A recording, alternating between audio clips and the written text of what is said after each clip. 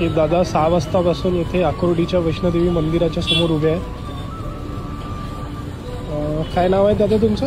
मी राम जयप्रकाश गहलोत. किती वाजतापासून उभे आहे इथं? 6 वाजतापासून इथं उभा आहे.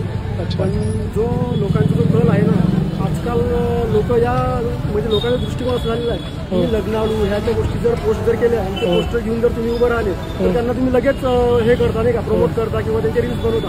हा जो संदेश आहे याच्याकडे कोणीच असं म्हणजे नाही का लक्ष देत नाहीये किंवा थांबत नाहीये, वेळ देत नाहीये की नेमका संदेश काय आहे.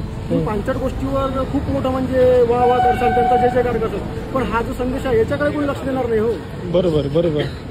तुमचा म्हणजे या संदेशातून तुमचा व्यक्तिगत काय संदेश द्यायचा आहे लोकांना? संदेश व्यक्तिगत हाच द्यायचा की जे आपल्या बहिणी आहेत यांना स्वतःवर काम करायची किंवा स्वतःचं शरीर कसं बनवायचं किंवा स्वतःला व्यायाम वगैरे ह्याच्या गोष्टी कशा करायच्या, म्हणजे रील्स वगैरे ह्या गोष्टी तुम्ही साईडला ठेवा, पण स्वतःसाठी काहीतरी वेळ देऊन स्वतःवर काही संकट आलं तर आपण कसं त्या गोष्टीला समोर जाऊ शकतो या गोष्टीकडे आपल्या बहिणी ज्या आहेत किंवा माता वगैरे आहेत त्यांनी स्वतः लक्ष दिलं पाहिजे, असं माझं एक वैयक्तिक मत आहे. तुमचं नाव काय दादा? माझं नाव राम जयप्रकाश गहलोत. मी एक आर्टिस्ट आहे.